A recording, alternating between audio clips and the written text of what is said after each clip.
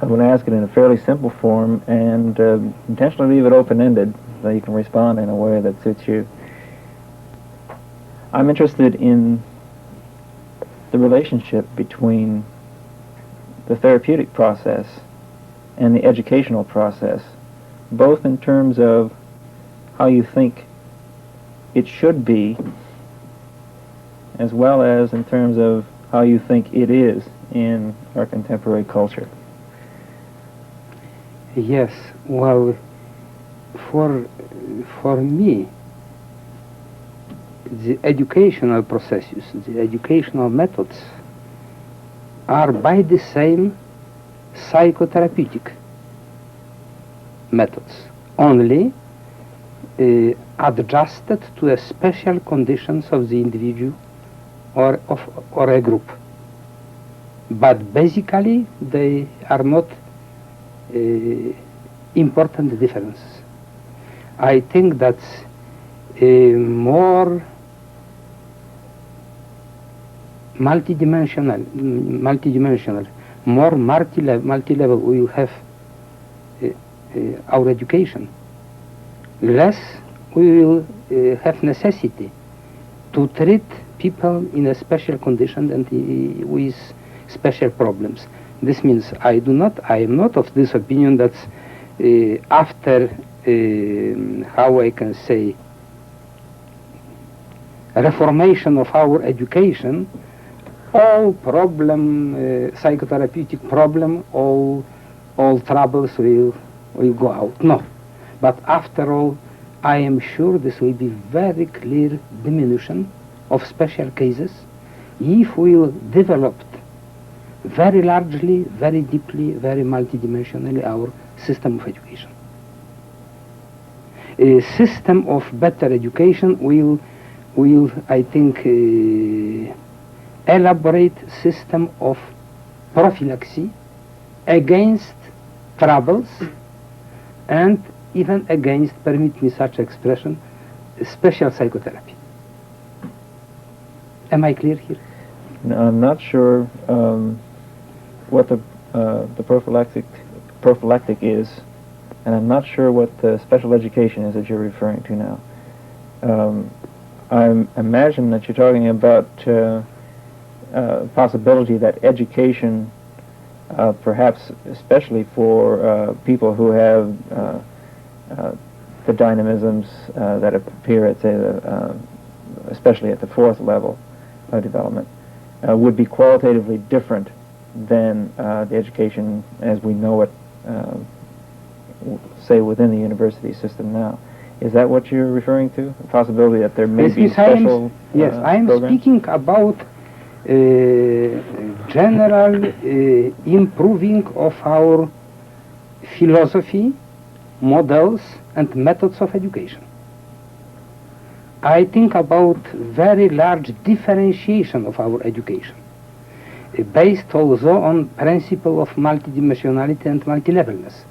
In such conditions, I think that education will help, and much help, in prophylaxis against severe form of psychoneurosis, of psychosis, and of for instance, of tendency for suicide, and so on and so on. So it would help, presumably by giving individuals a chance to, again, I use the term positively withdraw from Yes. Day-to-day reality.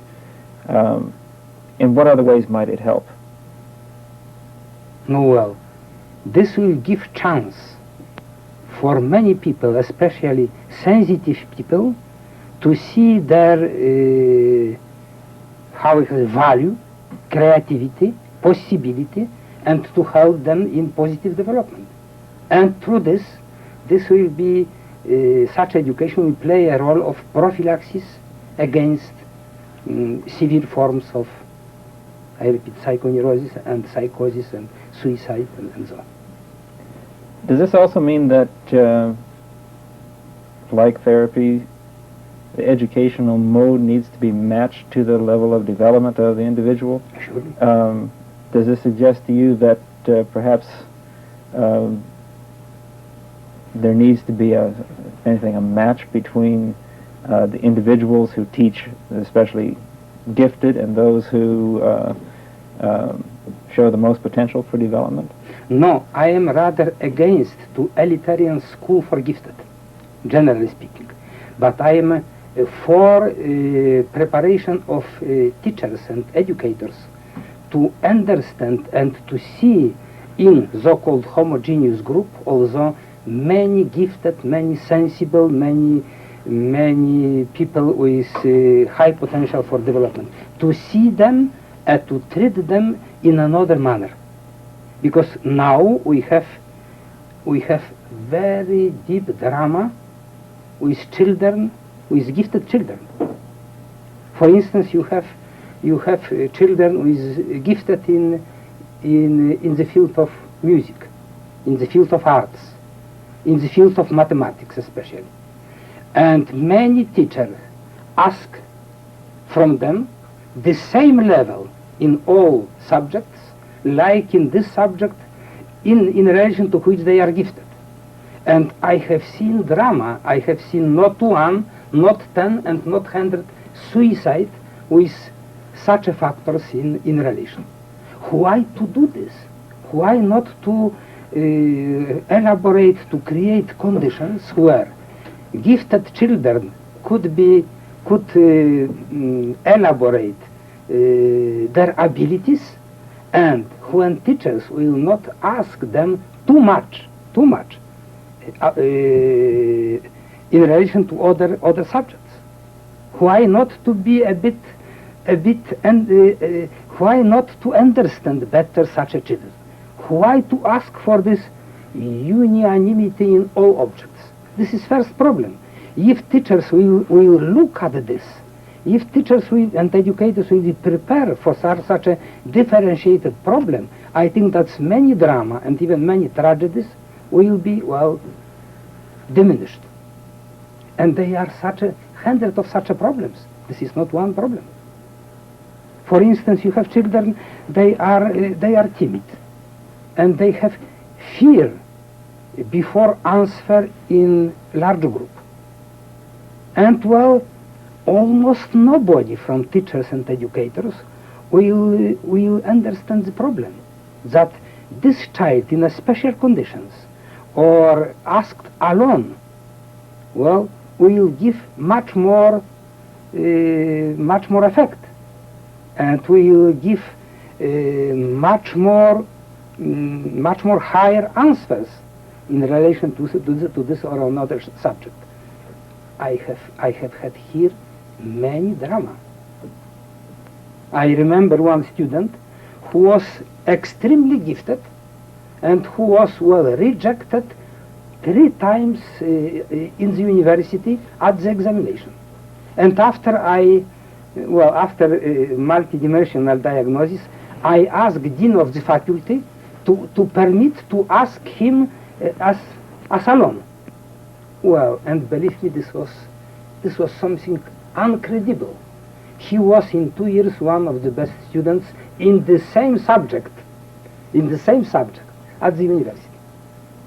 And well, this is education, this is psychology, this is differentiation of people. And well, I think that's to gather together many gifted in one school, this will be something artificial. But to prepare teachers and educators towards such a problem, which is very important, because this is, after all, higher abilities, giftedness and so on, this will be possibility of diminished the negative side of such a problems and even, well, resolve in good way many of such problems. We talked before how it seems important for an individual to be a very highly developed personality before he may even be able to recognize that potential in others, as well as I believe some of the multi-leveledness and differentiation among other people. Does this mean that among the selection criteria for teachers there should be taken into consideration some of the aspects of the stages or levels of development? Surely. Sure. So it's not simply a matter of, in effect, encouraging or you mean training, trying to train teachers in the differentiation of the students which they're responsible for, but in part a matter of selection of those individuals to be our teachers.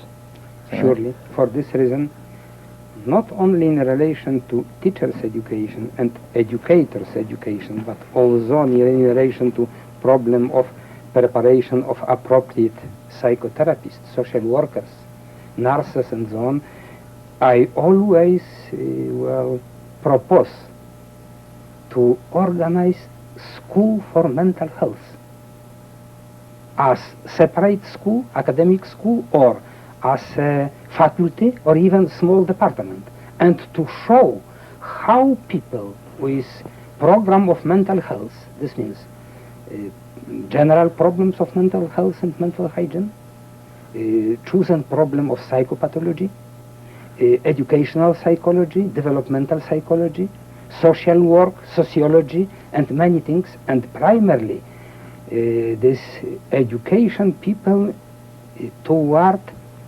synthetic multidimensional approach to the problem of individual and group. This means after passing through such a program, and in the same program, to educate them toward multidimensional aspects through diagnosis and through education and so on. And this will be, I think, one of the most valuable point in progress toward understanding of human groups and human individuals, specially gifted, especially prepared for development. Your primary emphasis here has been on recognition of and individual treatment of differences between students. There has been some recent emphasis given to the importance of so-called affective education. It's taken a variety of forms, but when attempts have been made to encourage what has been referred to as affective education, the educational enterprise begins to sound much more like a therapeutic one. Is something like what has been referred to as affective education helpful, in your opinion, toward developing human potential? Well, this means out of the problem of psychotherapy, yes? If I understand. Yes. I'm referring here to some of the educational efforts made by people like Carl Rogers, who tried to suggest that part of what is missing in education is attention to self-exploration and sure, and so I on. agree clearly. Yeah. Yes. Do you think that this has an Yes. important role in the educational process itself? Yes. I think that raises a particularly poignant dilemma at the university level, where students especially are introduced to a wide variety of topics, ranging from physics to religion, other aspects of the humanities, as if they were intellectual disciplines about which they should know and which they should sort of cultivate as intellectual disciplines, almost removed from that process of self-exploration that we're referring to. Is this an institutional problem that is simply highlighted in the universities, or do you see the universities, as I do, as a place where this polarity is perhaps at its extreme, the polarity between Yes, I understand. sort of cultivating Perhaps, intellectual yes. endeavors as opposed to affective? Yes, perhaps university especially is closed towards the problem of emotional instinctive functions, and too much emphasize scientific aspects. Even the university teachers dislike the intellectual research attitude toward emotional problems. because perhaps they could understand methods, intellectual methods, but they do not understand subject. And for this reason, adjustment of intellectual methods to the completely different problem are very difficult to accept.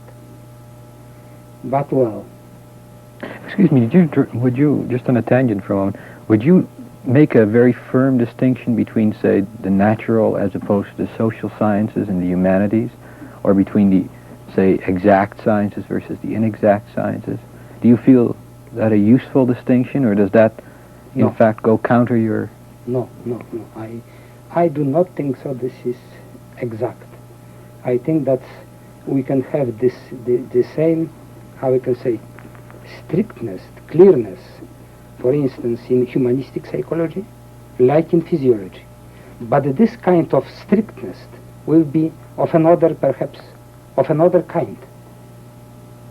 Much more large, much more multidimensional, much more multi-sided and multi-level, but of the same clearness, I think. But this will be other kind, and many teachers of the university do not accept it. Well,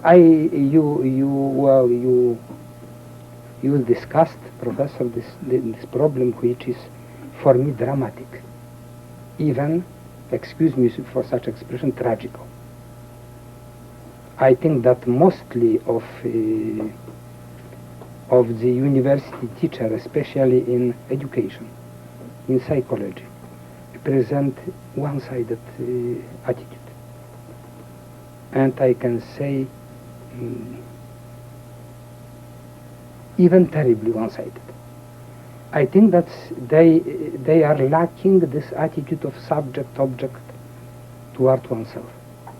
For instance, I observed for many years that people, teachers of experimental psychology,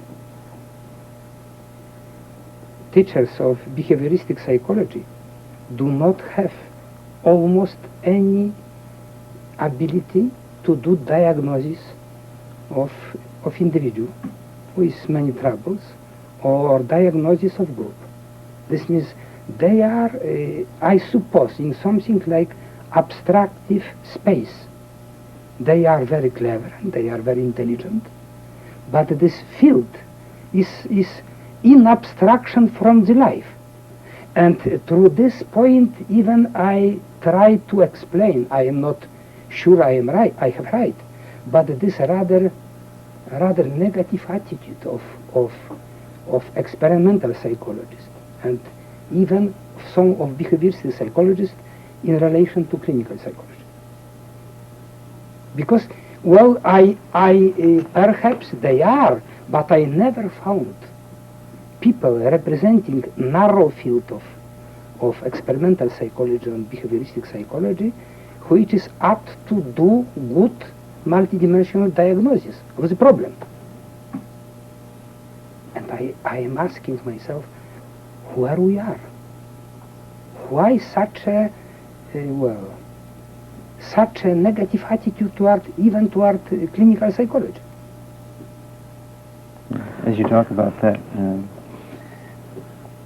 reminded of one of the many discussions of specialization within academia, contemporary academia.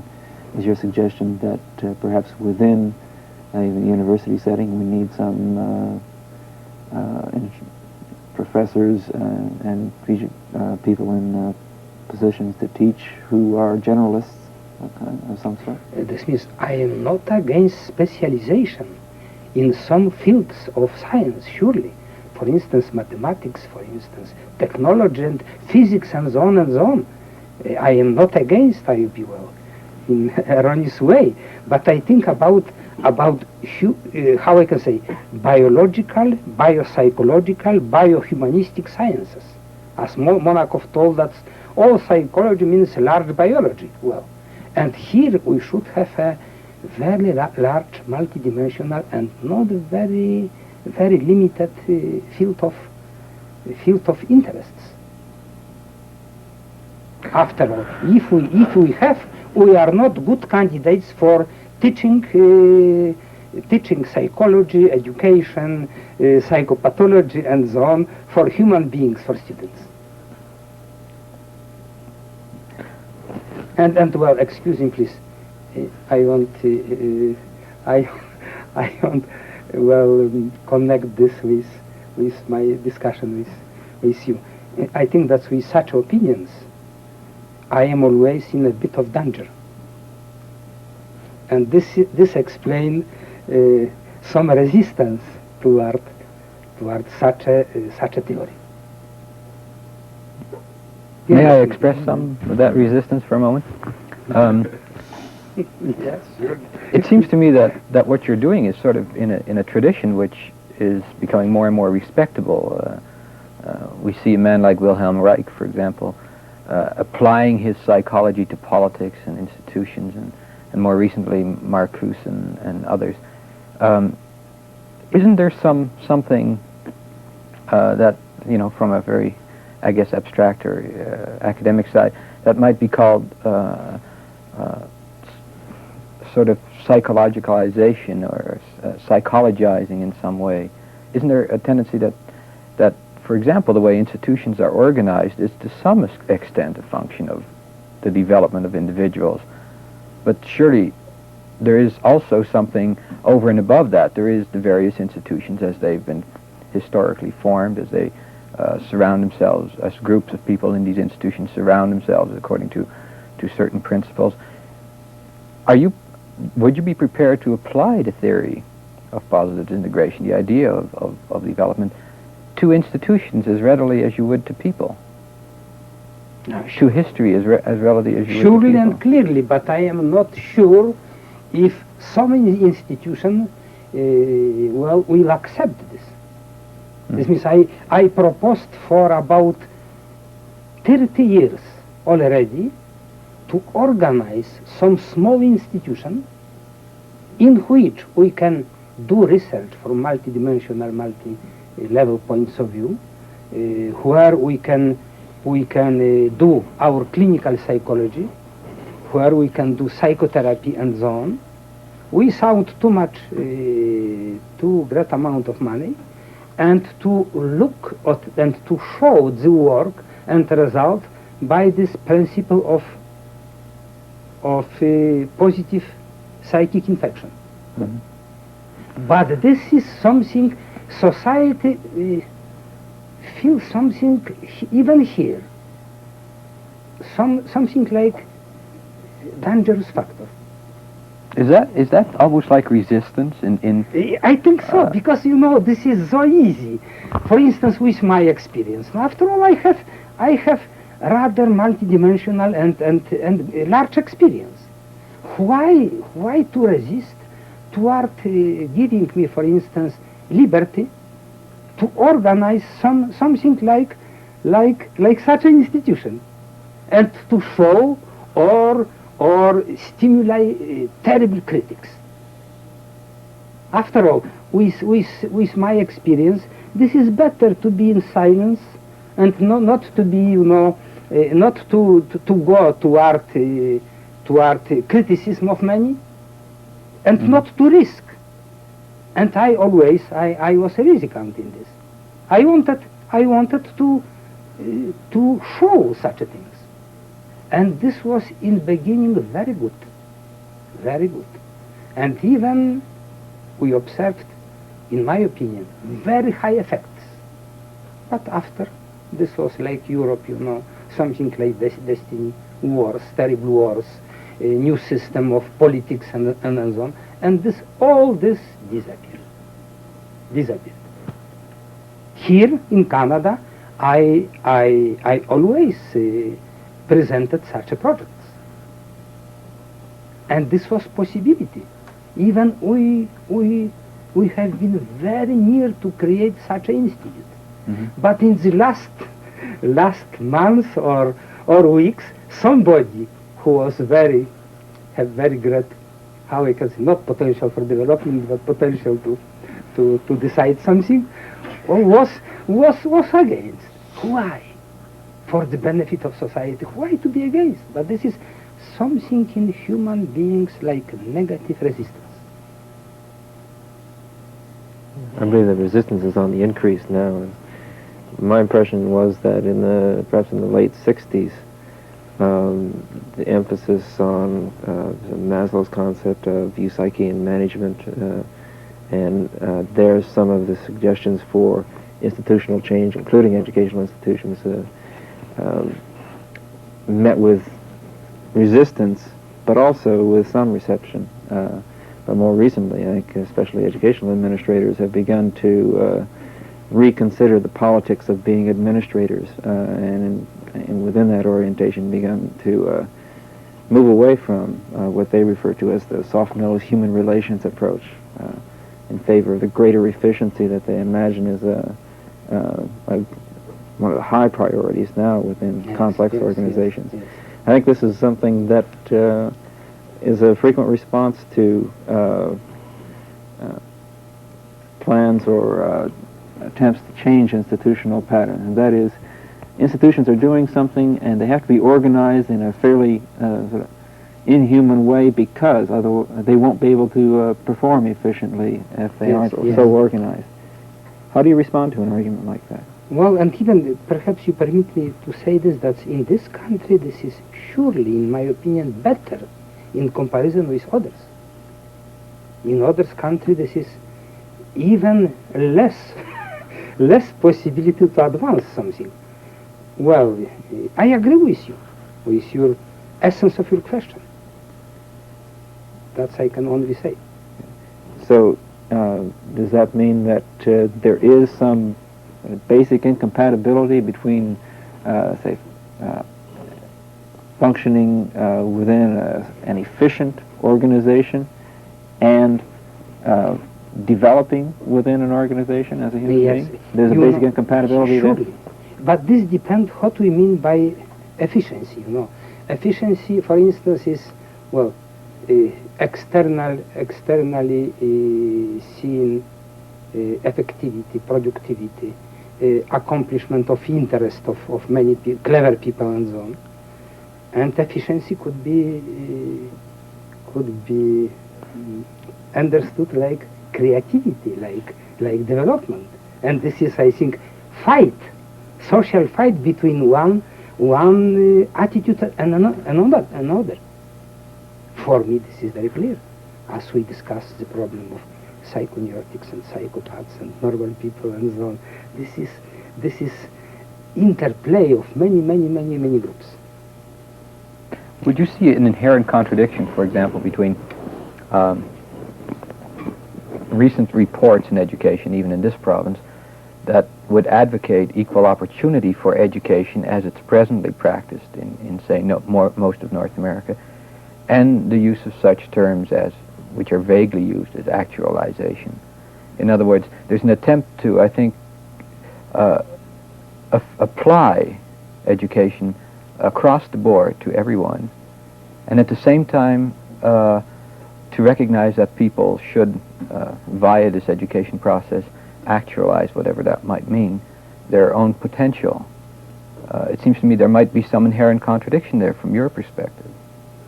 Surely, well, because, what means to give opportunity for all people? Opportunity should be based on very clear, very multidimensional diagnosis of individual diagnosis and group diagnosis of such an opportunity, of such a potential for development, and to apply special method toward stimulate such opportunity. Because with verbalistic attitude, well, we give opportunity for all. Excuse me, this means not too much. It means treating a wide variety of individuals in one way. Is that what you're suggesting? Yes, I told you these two cases of children and young people, young students and so on. Well, if you will ask professors, they will say you, well, we gave all opportunity. This student could pass through exams 3 times. They did not pass, that's all. In reality, this is any opportunity. It seems to me that the public school education has sort of vacillated between, on the one hand, dominated by curricula, or curriculum, which becomes the most important part, and the other side where the student is asked to develop, or the teacher simply guides the student to develop. It seems to me vacillate between those two extremes. Also, it seems to me that is almost a necessity for the size of our educational system. As Don earlier mentioned, it's somewhat almost built into the institution. Would you advocate separate school systems where, say, if sufficient numbers of people could get together and of course, given the opportunity that they could educate teachers in a manner, say, according to the theory and development, that such separate school system within a society like ours would be more or better in a position to serve the individual and his development? I think so. I am not against separate school. I think that's in the future.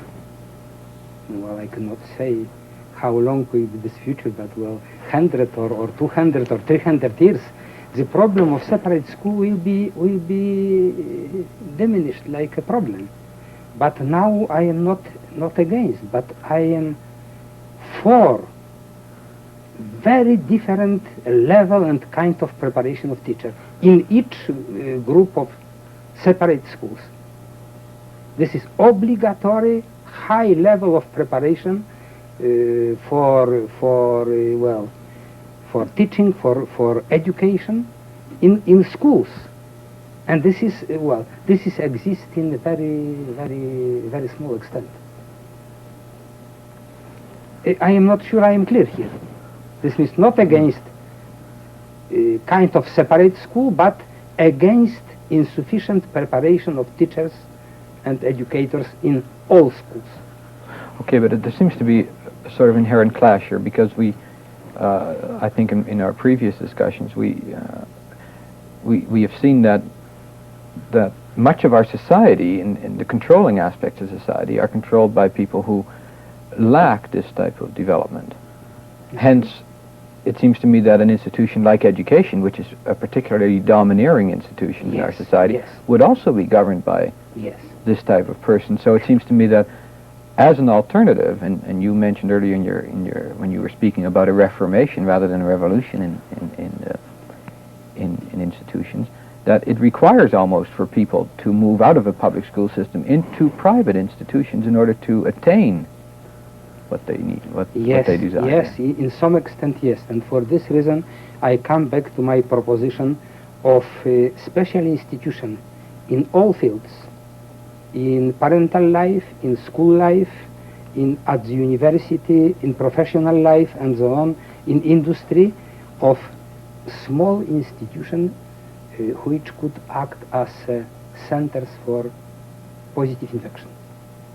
This means if you could have, for instance, one university organized in harmony with such a programs.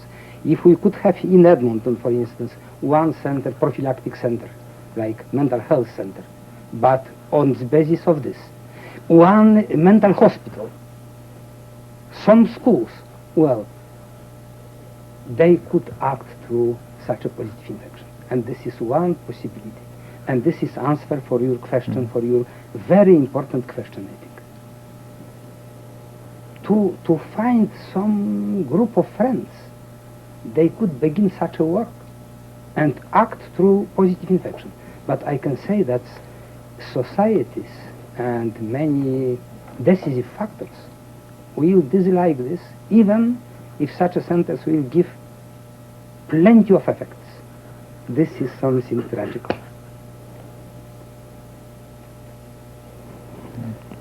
Several minutes ago, you suggested that within the educational setting there may be too much of a sort of one-sided emphasis on scientific approach. And if I understood you correctly, that was what you were describing. In the context of your description of theory of positive disintegration, you refer frequently to the importance of the humanities, encouraging people to sort of explore their own developmental process through drama, through literature, whether they are creating their own or observing that of others. Is it your opinion that at all educational levels, the humanities are being short-circuited, perhaps by an overemphasis or a one-sided approach, which could be called scientific? Yes. I am of this opinion.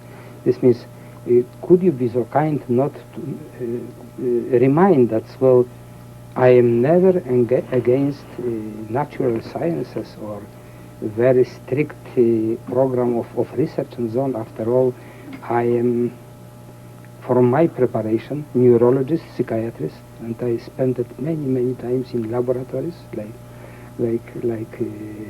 this. Well, but I think that's our point of view. In schools, at the university, should be multidimensional.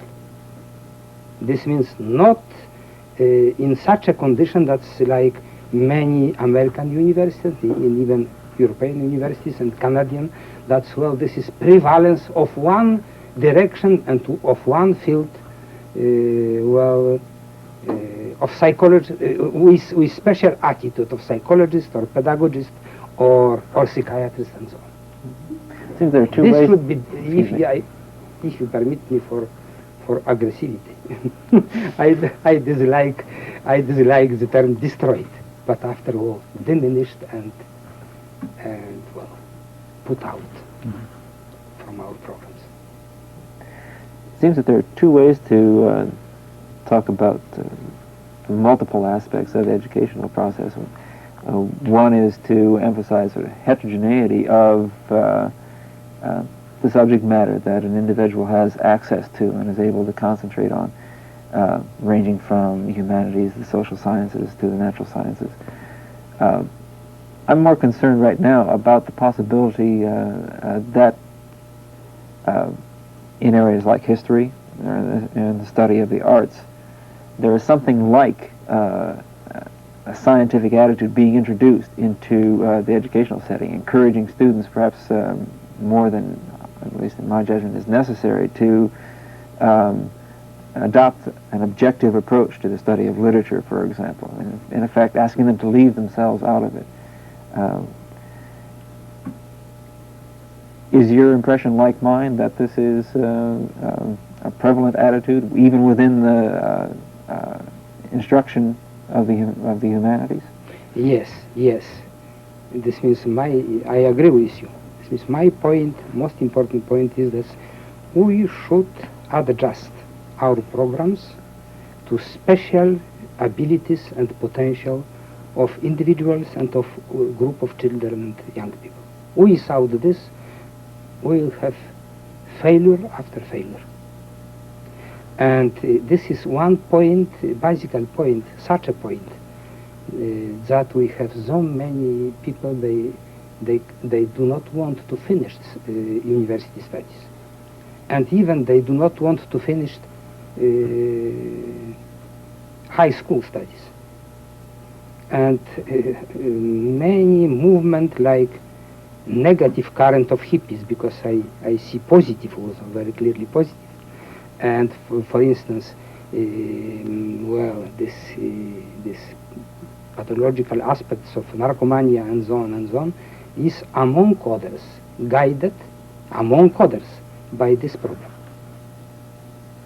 This means lack of possibility to develop in the way of own potential for development, own abilities, own interests.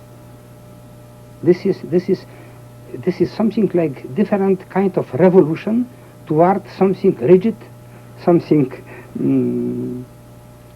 how I can say, not plastic, not flexible. Not flexible. Yes. But okay, I think there have been sort of a number of people in the last decades suggested that education is in crisis, which is somewhat mundane, but is in crisis because, in fact, students have nothing to commit themselves to, or they continually have to postpone decisions they make. There's no... Now, it seems to me that, again, you're saying that this is a matter of the inability for them to develop personally, but it seems to me there's also something external to that. That is, there are no values being held out to them, values that, in a sense, they require development in order to make those values their own, But at the same time, it also depends upon things or events outside of their own development. In other words, what I'm concerned with is that, say, the entire movement like we've seen during the 60s is entirely attributed to the impossibility of students to, say, develop within the present system. Yes. It's also because there are no values in that system worth developing that stand quite outside individuals within that system. I agree with you, but I think that these 2 points are in very, very great harmony. Well, if you do not recognize potential for development of some individuals and group, you do not recognize also something like models for development. Because models for development should be in some harmony with potential for development. And next, philosophy of education and philosophy of development should be in harmony with potential of development, with models of development, inside, in inner psychic media and outside. And we do not see this. Because after all, our system of value is paralyzed through positivistic philosophy, through many methods of psychology, many ways of psychology, and so on and so on.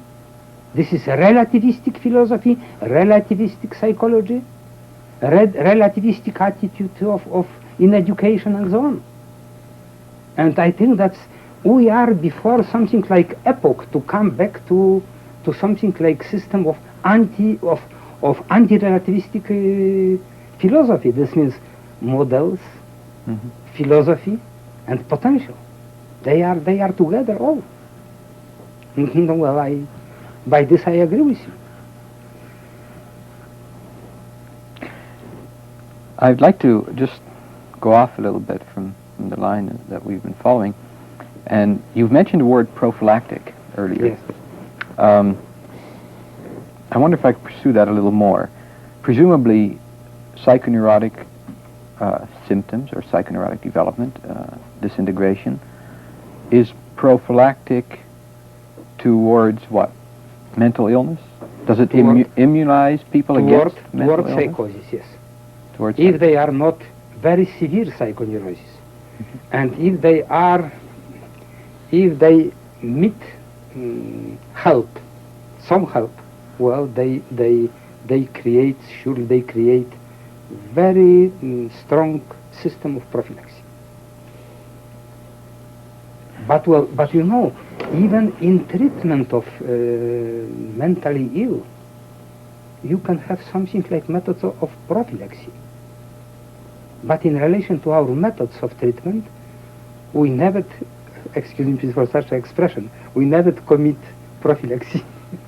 we do treatment which is not treatment. If you send, for instance, severe psychoneurotics or catatonics or even something like acute schizophrenic to hospitals, in such organization, you have 90% for this, that this will be deterioration. And well, if you could treat by other methods, you will create by the same prophylaxis against severe psychotic illnesses. Severe, excuse me, all psychotic. Many psychiatrists will tell you that all psychotic are severe, not in my opinion. For instance, take such an example. If you could have something like houses for relaxation, for severe psychoneurotics, and even for some kind of schizophrenics, without central work of psychiatrists, but rather marginal. But if you have a good psychotherapists, social workers, nurses, people educated in school for mental health with multidimensional aspect, and if you give there something like friendship, love, understanding, dynamization of potential, you will have created prophylaxis, and you will observe diminution of number of patients in mental hospitals. In the future, I see that mental hospitals will be reduced in numbers, and well, we will be in the service of very severe psychotics.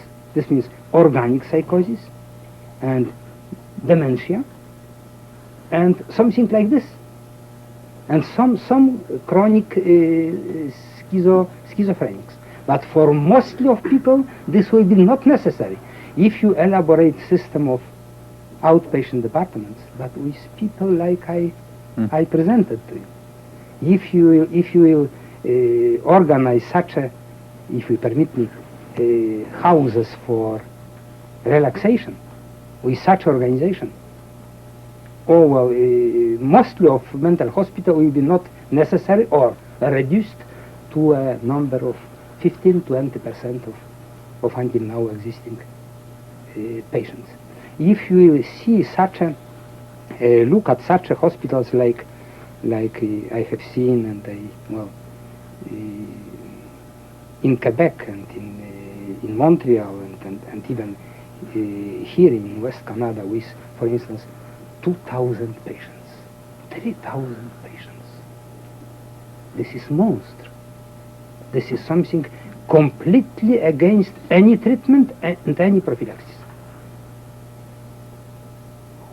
And well, excuse me, just one more thing.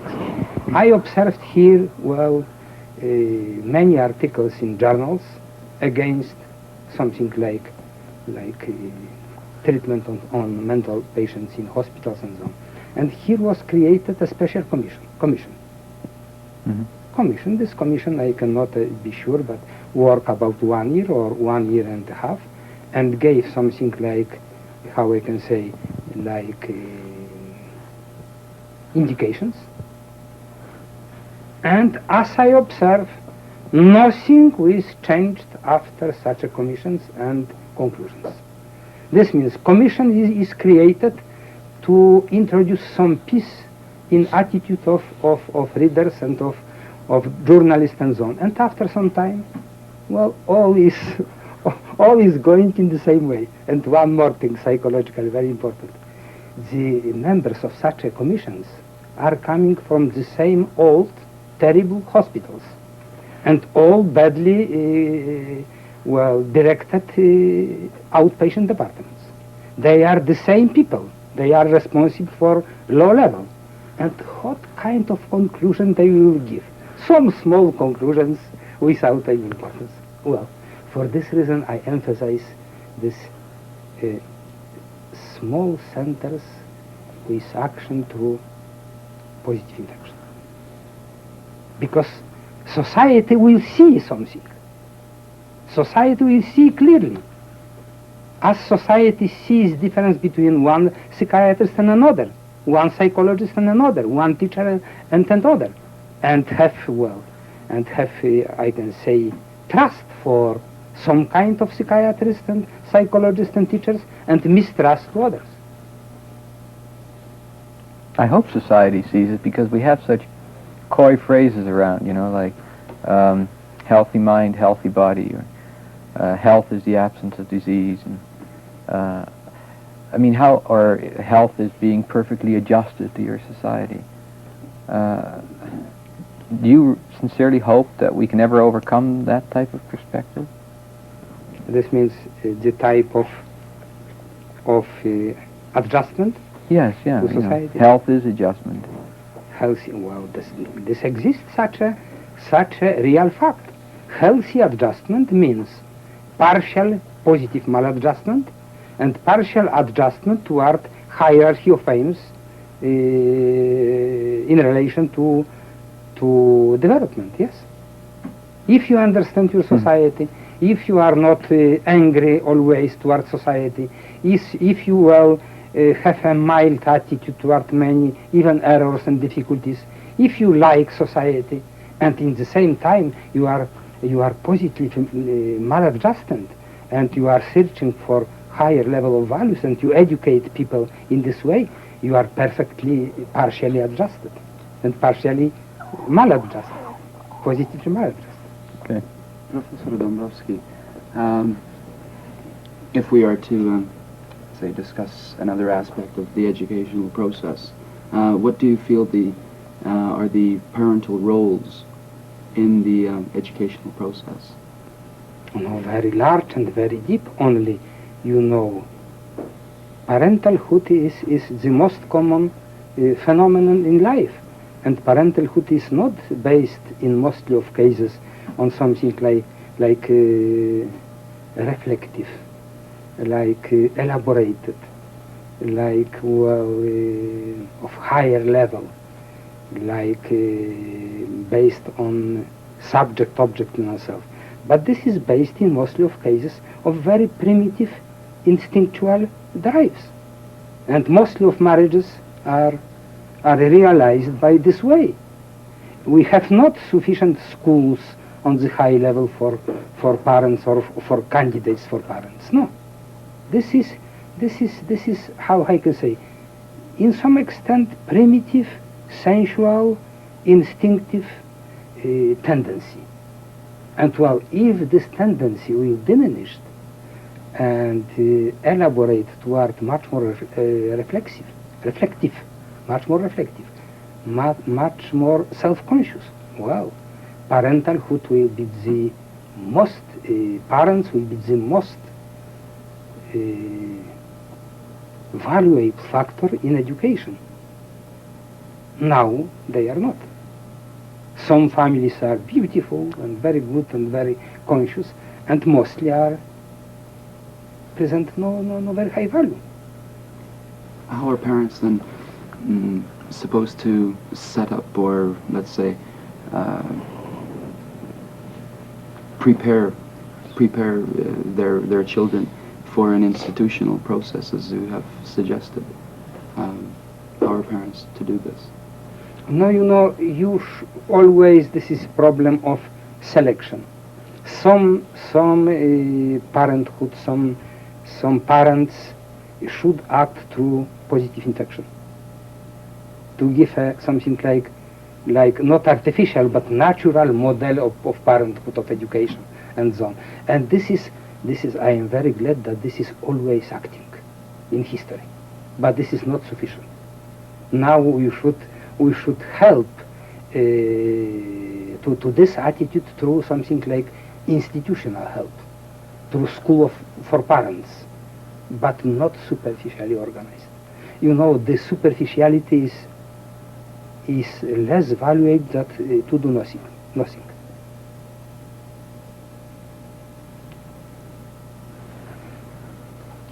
You're talking for a school of parents. I've always felt uncomfortable, for example, with increasing the time of schooling. Presently, there's a trend towards, for example, making kindergartens available university in the attempt so that parents may send their children or get rid of them as quickly as they can. It seems to me the whole trend in society is to get children out of the family as quickly as possible. Yes, I agree with you, and this is terrible. And I agree with you. This means I think that our institution for children should abbreviate the time of spending in such an institution, the time of children, but to increase level and methods of education.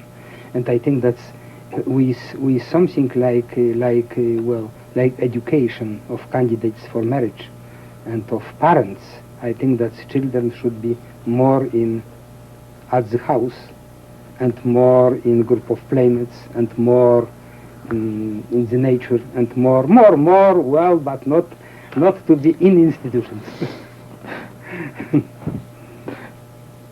What governs relationships, like in marriage or in friendship?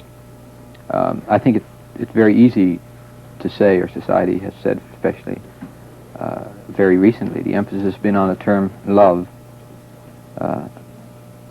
Within, from your perspective, that term also has, of course, levels of development.